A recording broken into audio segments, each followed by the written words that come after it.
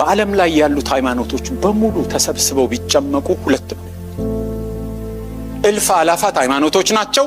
ቢሰበሰቡ ለሁለት ይከፈላሉ። አንደኛው በራስ ጥረት፣ በራስ ግረት፣ በራስ ስራ፣ በራስ ልፋት ጽድቅን፣ ድልን፣ ድነትን whatever it is የሚሉት ማግኘት የሚሉ ናቸው። ሁለተኛው ግን እግዚአብሔር የሰራውን በማመን ብቻ መጽደቅ የሚሉ። አሜን። ይሄን ኦኬ። እኚህ መምህር ጳውሎስ ይባላሉ። የፕሮቴስታንት መምህር ናቸው እንደምታውቁት። እና ምን እያሉ ነው? በዓለማችን ላይ በጣም በርካታ ሃይማኖቶች ሊኖሩ ይችላሉ። እነዛ ሁሉ ሃይማኖቶች ግን ሲጨመቁ በሁለት ነው የሚከፈሉት አሉ። አንደኞቹ እንደው ጽድቅን ወይም ድህነትን የምናገኘው በራሳችን ሰርተን ፈግተን ምናምን በቃ በራሳችን ነው የሚሉ ናቸው አሉ። ሁለተኞቹ ጎራ ደግሞ እግዚአብሔር የሰራውን ስራ በማመን ብቻ በቃ እንደዚሁ እንጸድቃለን የሚሉ ናቸው አለ።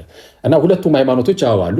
ግን ሶስተኛው ግን ረስተዋል። ሶስተኛው የክርስትና ሃይማኖት ነው። የክርስትና ሃይማኖት ከሁለቱም ጽንፎች የተለየ ነው። እነዚህ የተነሱት ሁለቱም ጽንፎች በክርስትና አይን ስህተቶች ናቸው። አንደኛው ጽንፍ የእግዚአብሔርን ጸጋ ጥሎ በቃ በራሴ ብቻ ጸድቃለሁ፣ በራሴ ስራ፣ በራሴ ልፋት እድናለሁ የሚለው እሱ ስህተት ነው፣ ፍጹም ስህተት ነው፣ ከጸጋ የወደቀ ነው።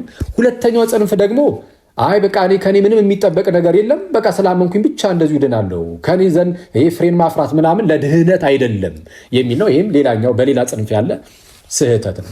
የክርስትናው ሃይማኖት እንደምን ያለ ነው ያለን እንደሆነ በአጭሩ ሰዎች በጸጋ ይድናሉ። አዎ ትክክል።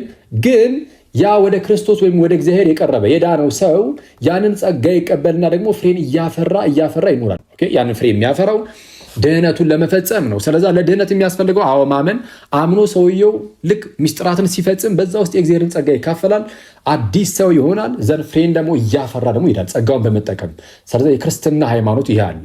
እምነት ብቻ ከሚለውም ስራ ብቻ ከሚለውም ውጭ የሆነ ስራ ብቻ ከሚሉ አይሁዳውያንና ሌሎች እምነት ብቻ ከሚሉ ፕሮቴስታንቶች ውጭ ገለልተኛ የሆነ የክርስትና ይህ ደግሞ ሃይማኖት አለ እና ይህንን እናስታውስ ብለን ነው። ይቆያል።